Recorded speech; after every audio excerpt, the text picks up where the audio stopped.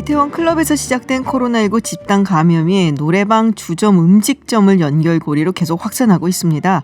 특히 부천 돌잔치 확진자가 하루 만에 6명이 추가가 되면서 방역당국은 프리랜서 사진사가 일했던 지난 9일, 10일, 17일 부천 라운파티 방문자들에게 거주지 보건소에서 검사를 받으라고 당부했습니다. 서울시는 오늘부터 코인노래 연습장의 영업을 금지하는 집합금지 행정명령을 내렸습니다. 등교 중지된 인천 66개 교는 다음 주 월요일 고3 등교를 재개합니다. 숨진 고 최희석 경비원 사건과 관련해 가해자로 지목된 입주민이 구속영장 심사를 받았습니다. 혐의 대부분을 부인한 것으로 알려졌는데요. 잠시 후 서울타임즈에서 전해드리겠습니다. 김지윤의 이브닝쇼 시작합니다. 네, 서울타임즈 시간입니다. 오마이뉴스 박정호 기자, 경향신문 박순봉 기자 함께합니다. 어서 오세요. 안녕하십니까. 네, 반갑습니다. 네, 유튜브 TBS FM 들어오시면요. 보이는 라디오로도 함께하실 수 있습니다. 부천 돌잔치 이야기 먼저 해볼게요. 이 관련 확진자가 9명으로 지금 늘었거든요. 이게 아무래도 부패로 되고 또 네. 돌잔치면은 다들 또 막 바닥 붙어 있잖아요. 친근하게. 그렇죠. 그래서 그런 것 같아요. 네, 그러니까 부천 라운파티 뷔페 돌잔치 식당 네. 여기에서 감염이 있었는데요. 어제 말씀드린 거는 이게 10일 네. 이 돌잔치에서 부모와 1살짜리 여자아이가 맞아요. 감염했다가 말씀드렸잖아요. 근데 이 같은 이 뷔페 식당 이 돌잔치에서 그 외할아버지 외할머니 그 하객을 포함해서 6명이 추가 확진됐습니다. 그렇군요. 그래서 9명으로 늘었고, 그리고 이 10일뿐만이 아니고 9일하고 17일 네네. 이때도 이 사진사 가서 일을 했거든요. 주말이니까 또. 그렇습니다. 네. 이때 가족들은 뭐 음성이 나왔다고 했는데 다른 사람들, 여기 참석했던 사람뿐만이 아니라 다른 호실에서 돌잔치나 이런 걸 했던 사람들까지 이제 검사를 하려는 거예요. 그게 이제 또 복잡하게 왔다 갔다 하고 그렇습니다. 엘리베이터도 있고 네. 그런가 봐요. 시간이 겹치는 부분들이 있기 때문에 한 390명 정도 되기 때문에요. 검사를 해보면 아마 내일 정도에 더 늘어날 수 있을 가능성도 있고요. 좀 더 봐야 될 것 같습니다. 그렇군요. 네. 참 걱정됩니다, 이거. 그러니까 이게 네. 뭐 4차 감염까지 간 거잖아요. 네. 근데 5차 감염 추정 사례도 나오고 있거든요. 5차 감염까지요? 네. 그러니까 이게 인천 학원 강사에서 시작된 건데 네. 학원 강사, 그다음에 감염된 제자, 네. 또 이 제자로부터 감염된 고3 학생, 네. 또 이 고3 학생 아버지, 네. 그리고 이어서 고3 학생 아버지의 직장 동료 5차 감염까지 추정되는 사례가 나오고 있습니다. 그러니까 이게 오늘 낮 12시 기준으로 보면 이태원 클럽 확진자가 215명인데요.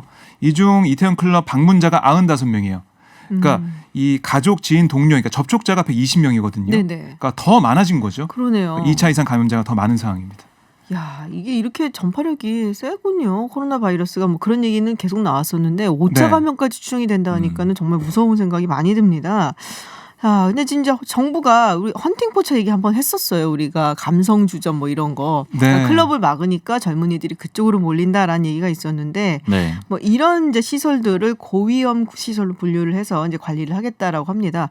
조금 빨리 했었으면 좋았을 텐데라는 생각이 조금 있네요. 네, 조금 늦은 감도 있는데요. 헌팅포차와 감성주점, 그리고 뭐 유흥주점, 단란주점, 노래연습장 이런 9개 시설을 네. 고위험 시설로 분류를 했습니다. 이 분류하는 기준은 뭐냐면요. 환기가 가능하냐 불가능하냐, 그리고 밀집도는 어떻느냐, 이런 6개의 위험 지표를 기준으로 해가지고 네. 점수를 다 매겨서 이 그중에 높은 점수가 나온 것들은 고위험 시설로 분류를 한 겁니다. 이 예를 들어서 노래방 같은 경우에 이제 최근 감염 사례 굉장히 많았잖아요. 네네. 이렇게 지정이 되면은 영업 중간에 1시간 휴식 시간을 갖고 실내 소독을 그 사이에 해야 됩니다. 그리고 소독을 한 뒤에야만 이 손님이 이 다음 손님을 받을 수가 있는 거죠. 그리고 어제 인천시가 코인 노래방에 대해서 집합 금지 명령 네네. 내렸다는 소식 전해드렸었는데, 이 서울시가 오늘은 시내 이 569개의 코인 노래방에 대해서 역시 집합 금지 행정 명령을 내렸습니다. 그러니까 왜 뭐 사실상은 영업 중단 명령을 내린 거죠. 이렇게 네네. 내린 이유는 이 서울시가 지난 15일부터 19일까지 방역 현황을 점검을 했다 그래요. 그런데 이 10곳 중 4곳의 이 코인 노래방은 이 방역 지침을 이행하지 않았다고 합니다. 그래서 이 강력한 조치를 서울시가 내린 겁니다. 그렇군요. 그러니까 헌팅포차 감성주점 같은 경우는 네. 일반 음식점이에요. 그래서 그렇죠, 맞아요. 뭐 유흥주점이 네. 아니기 때문에 좀 벗어나 있는 그런 부분들이 있는데, 여기가 사실 클럽하고 별로 차이가 없다고 합니다. 그러니까 의자와 의자 사이에서 춤을 출 수 있는 공간도 있고, 또 헌팅포차라는 말처럼 네네. 그 남녀가 뭐 대화를 하면서 네. 뭔가 만남을 하자 뭐 이렇게 얘기할 수 있는 그런 분위기거든요. 분위기라고 합니다. 웨이터가 모르지만, 없는 네. 나이트클럽하고 유사하다고 하더라고요. 웨이터가 없는 나이트클럽. 네. 그런 식으로 있었다. 해서 자발적으로 하는. 자발적으로 즉석 만남을 하는. 그러니까 비말이 감염성이 있는 거고요. 그다음에 밀폐된 공간이기 때문에 그런 점 위험성이 컸지만은 좀 비켜나 있었기 때문에 이번에 네. 확실히 관리한다고 하니까요. 좀 봐야 될 것으로 보이고 그다음에 노래방 얘기 나왔으니까 말인데요. 이 인천 지역 66개 학교가 고3 학생들이 귀가를 했잖아요. 네네. 예, 수업 못 했었는데 이것도 이제 고3 학생 2명이 코인 노래방 방문한 다음에 확진됐거든요. 네. 근데 오늘 인천 지역 얘기를 들어보니까 다음 주부터는 등교를 재개합니다. 다행히 학생 972명 전원이 음성으로 나왔다고 아유, 해요. 다행이네요. 네, 그래서 네. 다음 주부터는 정상적으로 운영이 됩니다. 근데 이 얘기가 있어요. 이게 이태원에서 이제 나온 이 코로나 바이러스가 조금 다를 수 있다. 왜냐하면 이제 여기 이태원이라는 곳이 좀 특별하잖아요. 외국인들이 굉장히 네. 많고 또 이것이 그러면은 뭐 미국이나 아니면은 뭐 서구 쪽에서 유럽이나 이런 쪽에서 유입이 된 거고 그렇다고 본다면 그런 얘기가 있었거든요. 이게 변종 바이러스라서 이미 유럽 대륙 쪽에 있는 바이러스가 좀 다르다라는 네. 얘기도 있었거든요. 그렇습니다. 그러니까 이번에 이거 조사를 해봤습니다. 네. 방역당에서 조사해봤더니 현재 코로나 바이러스가 유전자 염기설 차이로 인해서 그러니까 S, 뭐 V, G 이렇게 네. 세 가지 그룹을 나누고 있어요. 근데 S 그룹과 V 그룹은 주로 중국을 비롯한 아시아에서 나오고 있고, 그러니까 이 신천지 대구교회와 청도 대남병원 관련 확진자 검체를 검사해봤더니 여기서는 V 그룹의 바이러스가 발견됐어요. 그리고 이 해외 유입 사례, 특히 초기 네네. 유입 사례나 중국 우한 교민의 검체 24건에서는 S그룹의 바이러스가 검사됐습니다. 좀 다르군요. 그러니까. 다릅니다.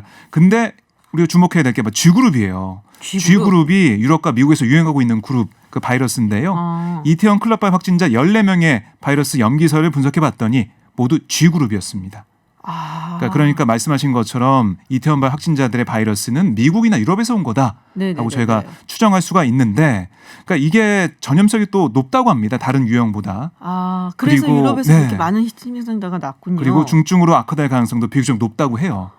이 얘기를 많이 들었거든요. 이 변종 바이러스라서 이 백신이 개발이 된다고 하더라도 이걸 다 잡을 수 있겠냐 뭐 이런 얘기들이 사실 있었는데 그런 얘기 들으니 어쩐지 그래서 이게 전파력이 5차 감염까지 날 정도로 세다 그러니까 이런 경우는 없었던 것 같거든요. 신천지 그렇습니다. 때는. 특히 무서운 네. 게 이게 그 노년층에 전파가 됐을 때는 위험하거든요.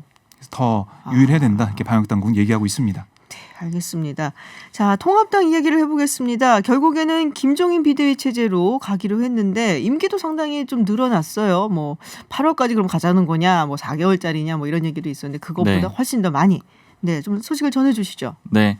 일단 내년 4월을 임기로 해서 김종인 비대위가 출범을 하기로 했습니다. 이 조금 전인 5시 오후 5시에 네. 주호영 원내대표와 이종배 정책위 의장이 이 종로에 김종인 전 위원장 사무실이 있거든요. 거길 찾아가서 이 설득 작업을 했고 이 마치 기다렸다는 듯이 20분 만에 나와서 수락 발표를 했습니다. 김 전 위원장이 뭐 이제 와서 이러고 저러고 딴 얘기 할 거 없이 수용하고 열심히 해보겠다 이렇게 얘기를 했어요. 이렇게 수락을 하는 건 사실은 이 4월로 임기를 하면서 어느 정도는 뭐 확실했던 건데요. 이 4월 임기라는 게 이 내년 재보궐선거가 4월 7일이에요. 그러니까 4월 임기가 되면 재보궐선거에 공천권을 갖게 되는 겁니다. 네네. 이게 김종인 전 위원장이 당초부터 요구해 왔던 내용이기 때문에 가능했던 거고, 사실 앞서서 지난 17일에 주호영 원내대표가 찾아간 적이 있어요. 근데 네네. 그때는 얘기가 잘 안 됐던데 그게 이유가 뭐였냐면 그때는 설 전까지만 임기를 해달라라고 설득을 한 거예요. 근데 네. 그렇게 되면 공천권이 없잖아요. 없죠. 그래서 이 거부를 했다는 얘기가 많았고 결과적으로 오늘 설득 작업을 거쳐서 4월 7일로 했습니다. 그렇군요. 그러면은 이제 한국당 통합당은 뭐 통합하기로 결정이 난 건가요? 네. 어제 약간 기싸움 얘기를 했었는데 우리가. 네, 어제 그 뭐 한성교에 난 뭐 네. 그런 얘기를 어제철에 난. 했었는데 네, 이게 좀 아이러니한 상황이 됐는데 어쨌든 그 원래 26일 임기 연장을 위해서 전당대회를 하려고 했었는데 그것도 포기하겠다고 했고요. 이 오는 29일까지 합당하겠다 이렇게 원유철 대표가 일종의 굴복 선언을 했습니다. 이 결과적으로 참 아이러니한 상황이 된 거는 이 한성교의 난을 제압하려고 보냈던 게 원래 원유철 대표였거든요. 맞아요. 근데 원 대표가 결과적으로 비슷한 난을 일으킨 뒤에 다시 또 제압되는 것 같은 그런 그림이 연출이 됐습니다. 그러니까 이렇게 좀 굴복하게 된 배경은 뭐냐면 이 미래통합당과 미래한국당 이 당선인 양쪽에서 압박을 받았기 때문인데요. 특히 만약에 계속해서 이 임기를 연장하는 전당대회를 한다 그러면 이 통합당 쪽에서는 이 다 미래한국당 사무처 직원들이 다 통합당 사람들이거든요. 당무 보이콧시키고 그다음에 아이고. 당선인들 다 이 제명 요구하겠다 이런 식으로 강하게 나오고 있어서 굉장히 강하게 나왔군요. 네, 사실 별다른 수가 없이 물러난 걸로 보입니다. 네, 거기에 또 민경욱 의원은 이제 출당 이야기가 나오고 있고 이게 선거 부정 의혹을 너무 많이 제기해서 그런가요? 네, 지금 뭐 공식적인 얘기까지는 아닌데 하태경 의원이 네네. 너무 터무니없는 주장이기 때문에 이걸 당을 아주 휘하하고 있다. 그리고 이런 주장 때문에 이 민주당을 향해서 윤미향 당선인을 출당하라 이런 요구도 못한다 이렇게 얘기를 했고요. 뭐 이런 비판하고 더불어서 차기 지도부 입장도 좀 중요할 텐데 이 김종인 전 위원장이 아까 이 수락을 하면서 하는 얘기가 이 의혹에 대해서 어떻게 생각하느냐, 이 부정선거 의혹에 네네. 대해 물으니까 별로 신빙성을 두지 않기 때문에 제가 얘기할 일이 없다. 그러니까 아예 선을 그어버렸습니다. 그렇군요. 자, 민주당 이야기도 좀 들어보도록 하겠습니다. 전당대회 날짜가 네. 나왔어요. 그렇습니다. 뭐 전당대회 날짜가 나오면서 이낙연 전 총리가 출마하느냐 마냐 출마하신대요. 그게 어때요? 계속 나오고 있는데요. 두 가지 가능성이 있습니다. 출마하던가 출마하지 않던가. 아이 정말 이분이 진짜. 두 가지 가능성이 다 열려 있어요. 지금은. 그러니까 장단점이 분명하죠. 뭐 이 문재인 대통령이 그 대권 가기 전에 당권 잡았던 그 네. 선례를 가느냐, 아니면 그렇게 되면은 또 6개월 만에 내려와야 되기 때문에 그런 부담감도 있고 그렇죠. 장단점이 있는데, 이낙연 위원장은 뭐 지금 여러 사람 말을 듣고 득실을 따지고 있다 이렇게 볼 수가 있고요. 이낙연 위원장 아시겠지만 정말 신중한 사람입니다. 그러니까 지금 당장 출마 여부를 결정해서 뭐 나가겠다고 세를 모을 사람도 아니고요. 계속 뭐 시간을 보다가 후보 등록할 때쯤 그때 얘기를 할 것 같아요. 그러니까 뭐 6월 말까지는 가야 결정할 것으로 보이고요. 근데 제가 볼 때는 6월 말에 결정을 한다고 하면 21대 국회가 개원합니다. 개원을 한 다음에 어떻게 상황이 전개될 것이냐, 그걸 봐야 될 것 같아요. 정말 이 여야가 함께 협치를 하면서 뭔가 모든 일이 잘 풀려간다, 일하는 국회가 된다 그러면 이낙연 위원장이 뭐 당권을 굳이 가지지 않아도 뭐 저는 그렇게 된다고 볼 수가 있고요. 만약에 여야가 대치를 하고 뭔가 잘 안 된다, 그럼 강력한 리더십이 필요하다는 얘기가 나올 거예요, 분명히. 대선 주자 지지율 1위를 달리고 있는 이낙연 위원장의 필요성, SOS를 치는 그런 모습이 나올 거기 때문에 그때는 좋다, 그러면 구원투수로서 역할을 하겠다, 이게 얘기할 수가 있을 것 같아요. 그러니까 21대 국회가 개원한 다음에 상황을 좀 봐야 되겠다, 저는 이렇게 보고 있습니다. 우리 국회가 개원해서 잘 굴러갔던 때가 있었던가요? 근데 이번에는 워낙 여당의 네. 의석수가 압도적이기 많으니까. 때문에 아마 한동안은 좀 잘 굴러가지 않을까 싶고, 또 이 말씀하신 거랑 또 추가로 이낙연 위원장의 출마 여부에는 아마 이 친문 세력들의 판단이 아마 가장 중요할 것 같습니다. 그러니까 친문들이 이낙연 위원장을 이 당대표로 인정을 할 것이냐 말 것이냐, 혹은 이 대선 후보로 인정을 할 것이냐 말 것이냐의 문제가 그게 아마 가장 큰 변수가 되지 않을까 그렇게 생각이 들어요. 그걸 민주당한테 얘기를 하면 다 그러죠. 우린 모두가 다 친문이다. 아이 왜 이러실까들. 네.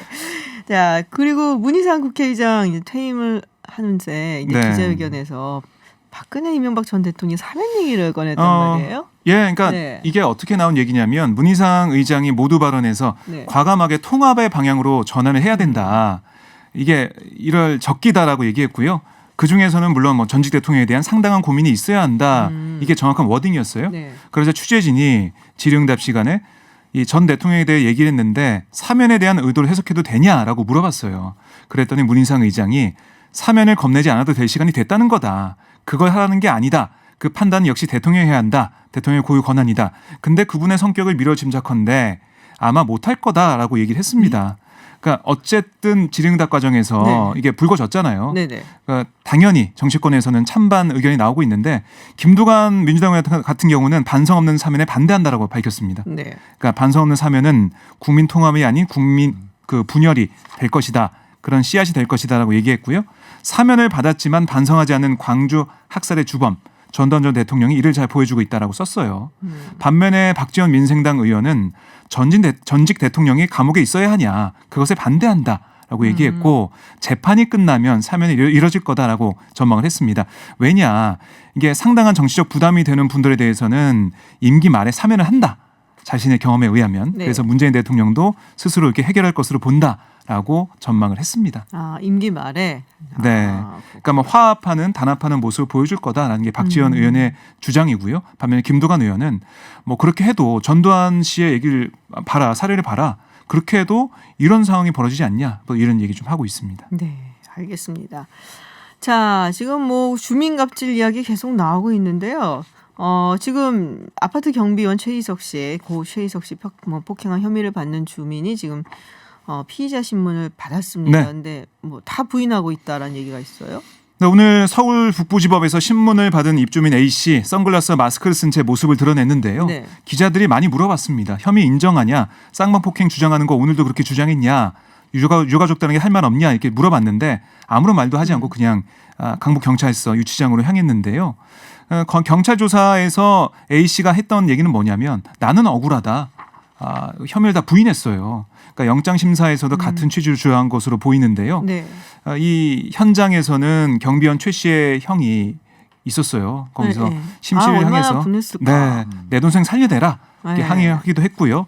이에 앞서 경비원 추모 모임 등은 기자회견 열고 이 A 씨의 구속과 엄정 수사를 촉구를 했습니다. 네. 예, 구속 여부 오늘 안에 결정될 것으로 보입니다. 네, 이 비슷한 일이 또 있었다고 경기도 부천에서 60대 여성 아파트 관리사무소장이 또 주민에게겠죠. 주민 갑질에 시달리다가 네. 목숨을 또 스스로 끊는 그 안타까운 일이 있었다는데 왜 이런 일이 자꾸 일어나는지 모르겠어요. 네.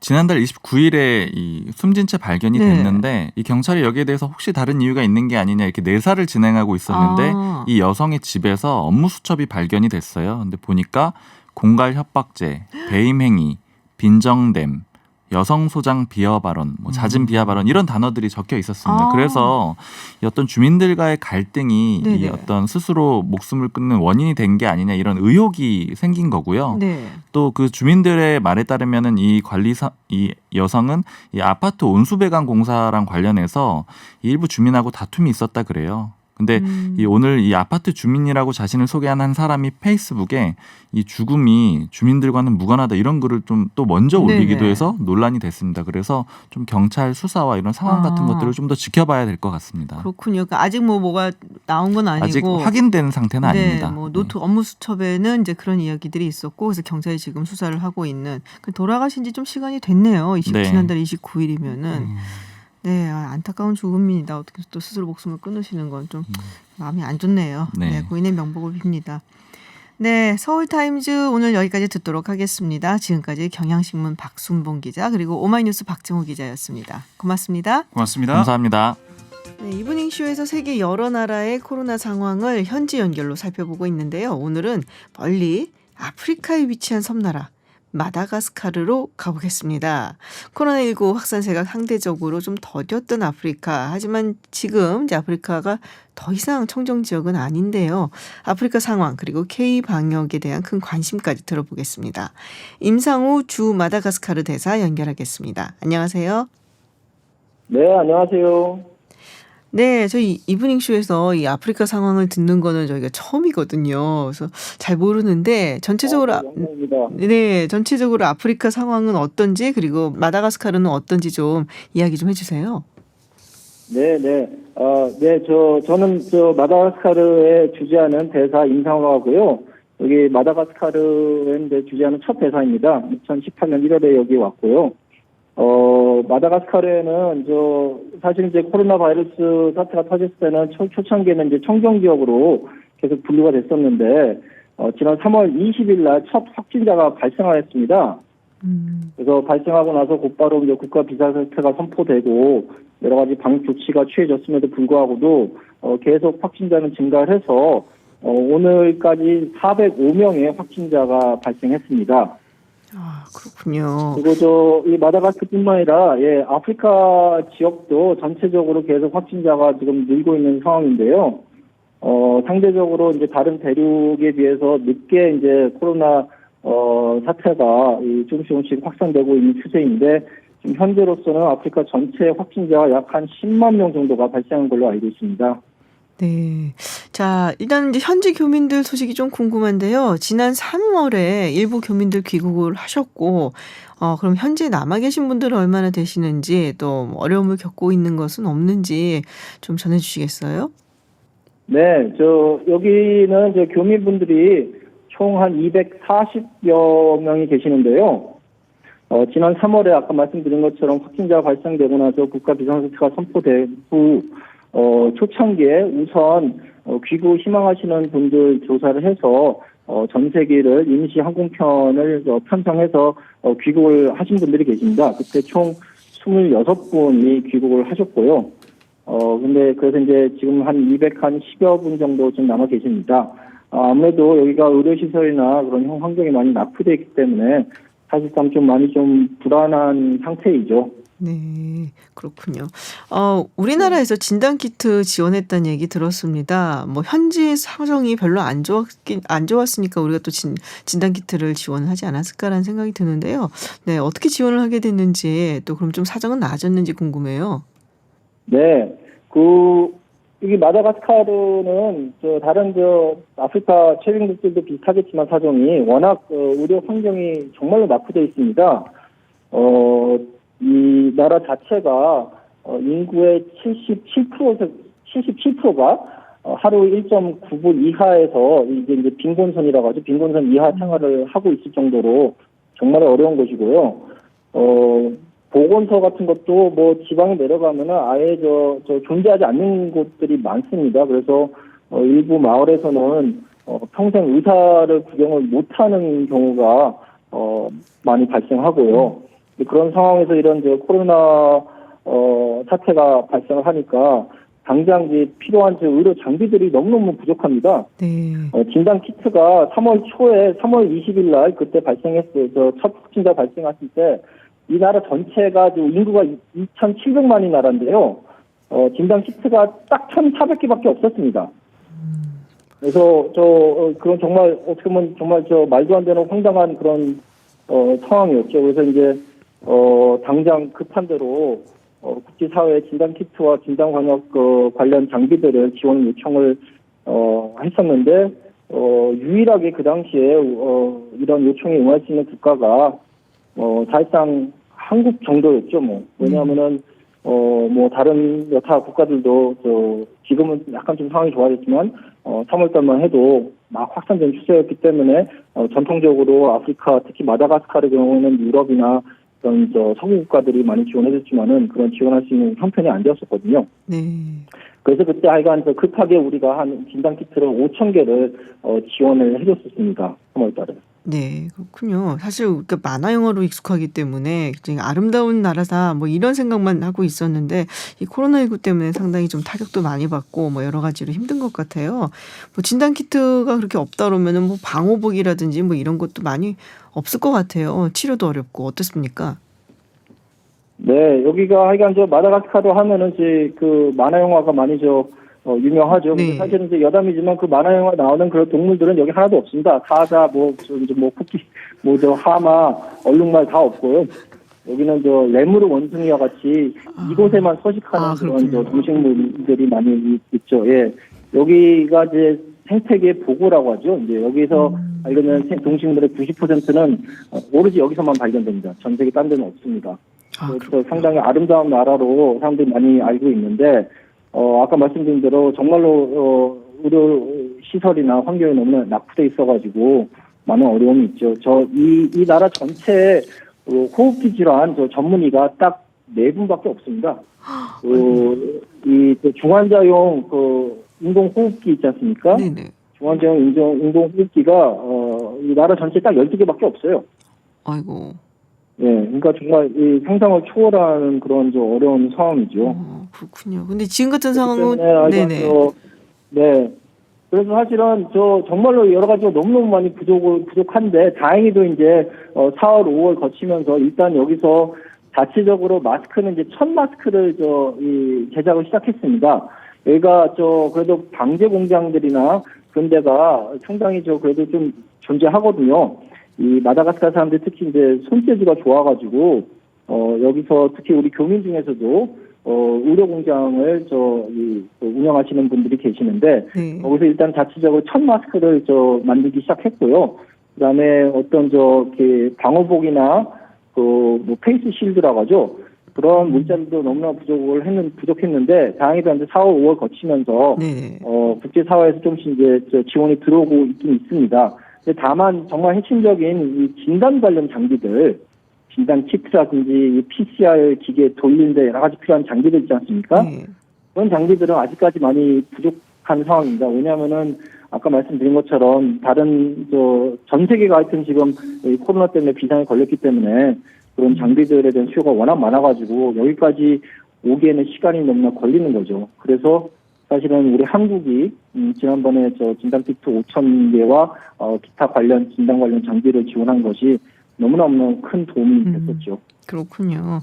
자, 이제 지금 뭐 말씀하신 대로 국제사회 도움을 기다리기 좀 힘든 상황인 것 같은데 또 한국에서는 그래도 이제 5월 말이나 6월 초쯤에 여러 가지 또 추가로 진단키트 방역 물품을 추가로 지원을 해주기로 했다고 제가 들었습니다. 그래서 상황이 그래도 조금 나아지지 않을까라는 생각을 좀 해봅니다. 그래서 많이 도움이 좀 됐으면 좋겠어요. 대사님 건강 조심하시고요. 네. 마다가스카르에 나나에 나왔던 동물은 하나도 없다 보니까 정말 더 가보고 싶은 그런 생각이 지금 드는데요. 나중에 또 한번 저희가 또 아프리카 소식 들으러 연결해 보겠습니다. 네, 오늘 말씀 고맙습니다. 네, 감사합니다. 네, 지금까지 임성우 주 마다가스카르 대사와 이야기 나눠봤습니다. 네, 해외 뉴스 알아보는 서울타임즈 시간입니다. 전주현 캐스터와 함께합니다. 안녕하세요. 네, 안녕하세요. 네, 지금 이제 어린이 괴질 이야기를 조금 해볼게요. 네. 이게 지난달 유럽에서 처음 이게 나왔단 말이에요. 그렇습니다. 네, 지금 이제 계속 확산이 되고 있죠. 일주일 만에 워낙 7개국이었는데 지금 13개국으로 6나라가 늘어났어요. 그리고 4세 이하 영유아에게서 발생하는 급성 열성 발진증인 네. 가와사키병과 비슷한 증세를 보인다 이렇게 얘기를 했는데 맞아요. 예. 지금 지난달부터 확산이 되고 있는데 아직까지 원인이 지금 밝혀지지는 않고 있습니다. 근데 뉴욕주 환자의 60% 이상이 코로나 바이러스 항체를 가지고 있다. 이 사실이 확인이 됐거든요. 그래서 이 어린이 괴질도 코로나19와 연관됐을 것이다까지만 지금 주장이 나오고 있어요. 네네. 그리고 전문가들은 코로나 바이러스에 과도하게 면역 반응을 보이는 유전적 소인을 가진 사람들이 가와사키병과 유사한 증세를 보이는 것이 아니냐 이런 추측을 지금 내놓고도 있습니다. 그래서 뉴욕주가 환자들 간의 공통점을 찾아서 발병 원인을 설명하려고 유전자 검사를 실시하고 있는 것으로 알려졌습니다. 지금 미국에서만 최소 4명의 아이들이 이 증상으로 사망을 했어요. 아이고. 그리고 미국도 계속해서 발병하는 주가 늘면서 지금 20개가 넘는 주에서 비슷한 네. 증상이 보고됐습니다. 건수는 지금 수백 건 정도가 되고 있고요. 영국, 프랑스에서도 청소년 사망자가 발생했는데 미국에서 지금 20대 성인에게서도 발병 사례가 보고가 됐어요. 네네. 지금 여러 명이 이 증상을 보여서 입원 중인데 어린이 환자들보다 20대 환자들의 증상이 더 심각하다고 합니다. 그래서 어린이들에게는 혈관 내벽에 염증이 생기는 전통적인 가와사키병과 비슷한 증상을 나타내는데 그 이상이 되면 청소년부터 젊은 성인들이 이 병에 걸리면 심장과 여러 장기에서 다발성 면역 과잉 반응이 나타나고 있대요. 그래서 훨씬 더 지금 상황이 심각하다고 합니다. 이 코로나19가 사실 그런 얘기가 많았잖아요. 이제 어린아이들이나 네. 젊은 층은 조금 무리가 그렇게 그렇습니다. 많지 않게 넘어갈 수 네네. 있다 했는데 이거는 완전 반대인 거잖아요. 그렇습니다. 지금 보니까. 사실 우리나라에서 발생했던 B형이 우리는 많이 퍼졌었잖아요. 네네네. 근데 유럽과 미국에서 C형 바이러스로 변종이 되면서 지금 코로나19 C형이 많이 퍼졌었는데 그게 훨씬 더 증상이 좀 심각하고 전파력도 더 센 걸로 지금 알려져 있는데 지금 어린이 괴질은 일단 유럽, 미국에서 먼저 보고가 네네네. 됐으니까요. 혹시 그것과도 관련이 있는 게 아닌가 싶습니다. 그렇군요. 자, 우리가 그때 스웨덴이 집단 면역 전략을 한다고 해서 이게 될까? 네. 그리고 결국 실패했다라는 이야기들 많이 했었거든요. 네, 그래서 지금 네. 근데 뭐 항체 검사 결과 봤더니 네. 뭐 굉장히 굉장히 또 낮게 낮았습니다. 나왔다. 그러니까 안 된 거 아니에요, 결국에. 그렇습니다. 3월부터 8주 동안 전국 9개 도시에서 스웨덴 국립보건원이 이제 항체 검사를 한번 해봤어요. 네. 그랬더니 수도인 스톡홀름의 경우에 항체를 보유한 인구 비율이 전체 인구의 7.3%밖에 안 됐습니다. 아, 이거 65% 넘어야 된다면서요. 그러니까요. 그런데 스웨덴에서 지금 스톡홀름 비율은 높은 거예요. 다른 주는 4.2, 3.7% 이렇게 더 아이고, 낮습니다. 택도 없네요. 네, 그러니까 감염 억제, 그러니까 집단 면역을 가지려면 인구의 60에서 80% 정도가 다 맞아요. 항체를 갖고 있어야 되잖아요. 근데 너무 낮은, 터무니없이 낮은 수치가 나온 거예요. 그래서 스웨덴 이제 보건당국은 예상보다 조금 낮았다라고 얘기를 하면서 지금은 조사가 진행된 당시보다 좀 더 늘었을 거다. 한 20%가량이 항체를 갖고 있을 거다라고 지금 추정치를 얘기하긴 했습니다. 근데 스웨덴 정부가 5월까지는 스톡홀름 전체 인구의 3분의 1, 6월 중순까지는 40에서 60%가 코로나19 항체를 보유할 것이다 이렇게 예상했는데 네. 지금 5월이 거의 뭐 하순이잖아요. 그러니까요. 그런데도 7.3%밖에 되지 않는 것으로 나타났으니까 예상보다 조금 낮다는 아닌 것 같은데. 그렇죠. 많이 낮은 것 같아요. 굉장히 많이 낮은 것 같은데. 네, 그래서 지금 스웨덴의 인구 100만 명당 사망자가 376명입니다. 뭐 이탈리아는 500명대고 스페인도 그렇지만 네. 거기보다는 낮지만 지금 이웃 국가 노르웨이, 덴마크, 핀란드는 뭐 44, 96, 55명밖에 안 되거든요. 아. 그러니까 스칸디나비아 국가들과 비교했을 때는 상당히 높은 여기가 거네요. 좀 높은 거고요. 지난 일주일 동안은 인구 100만 명당 일일 사망자 수가 유럽에서 가장 높았습니다. 그러니까 아이고. 스웨덴 상황이 심각하고 여기서 좀 더 심각한 이유는 요양시설에서 집단 감염이 발생을 해서 그 사망자의 한 70%가 다 노년층입니다. 아이고 어떡하나. 그리고 이제 전체 사망자의 49%가 요양시설 거주자인데 요양시설 방문자의 방문을 막지 않았던 것으로 알려졌어요. 감염이 확대됐고 의료 시스템이 과부하를 입을 걸 우려해서 요양시설에서 노인 환자가 발생해도 병원으로 이송을 하지 않았다고 합니다. 아유, 그럼 그래서 결국 스웨덴 총리가 노인 보호에 소홀했다는 비판에 대해서 그것을 인정을 하긴 했습니다. 근데 지금 이렇게 7.3%밖에 되지 않으니까 항체 형성률이 그래서 스웨덴 내에서도 다시 비판이 나오고 있습니다. 자, 이 민주당 대선 후보로 이제 확정이 됐죠. 뭐 조 바이든 네네. 전 부통령 지금 누가 그럼 런닝메이트냐라고 이야기들이 굉장히 많은데 일단 여자를 하겠다는 얘기를 예전에 네. 했었단 말이에요. 네네.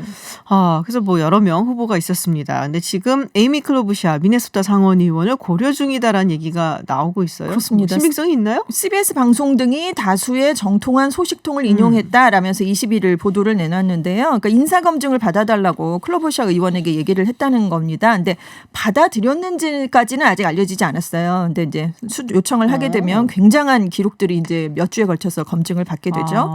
근데 지금 한 12명 정도가 쭉 거론이 되다가 지금 클로버샤 상원 네네. 의원에게 이 얘기가 갔다 이렇게 얘기가 나오고 있는데 지금 미국 의회 전문 매체 더 힐은 만약에 클로버샤 의원을 지목을 한다면 성향이 중도파잖아요. 네, 중도파예요. 비슷하니까 네, 맞아요. 중도나 무소속 유권자들의 표심을 잡을 수는 있겠지만 민주당 내 진보 성향 유권자에게는 분노를 살 것이다. 뭐 이렇게 얘기를 하고 있습니다. 그러니까 뭐 그래서 워런 네. 엘리자베스 워런 상원 의원 얘기도 많이 나오고 했었는데 그렇죠. 좀 부담스럽지 않았을까. 그리고 네. 나이가 많아요. 똑같이 고령이잖아요. 굉장히 70대이기 고령이고. 때문에. 네. 네. 그래서 아마도 이 클로부샤 의원 쪽으로 많이 가지 않았나라는 네. 생각이 좀 드는데 사실 저는 미시간주 주지사를 하고 있는 네. 이제 여성 주지사 위트머 주지사를 생각을 해봤었는데 너무 전국적으로 안 알려졌기 때문에 그렇죠. 약간 제외가 된 게 아닌가 싶기도 하고 클로부샤 의원 조금 설명을 해드리면은 되게 푸짐한 아줌마 같아요. 네, 느낌이. 네. 그래서 그렇죠. 책도 그런 책을 냈어요. 본인 자서전에 네. 세니터 넥스트 도어라고 해서 네, 네. 옆집 이제 네, 상원 의원 상원 아줌마 뭐 이런 이제 근데 이게 또 미네소타잖아요. 네. 그러면은 이제 바로 미시간, 위스콘신 이쪽에 같이 인접해 있기 중서부. 때문에 네. 그쪽을 사실 가져가야 되니까 그렇죠. 아마 그걸 노리지 않았나라는 생각이 네. 좀 들기는 합니다. 자, 뉴질랜드 이야기 좀 들어보겠습니다. 여기가 또 여성 총리가 아주 그냥 활약을 하고 있는 곳이죠. 저신다 아던 네. 뉴질랜드 총리.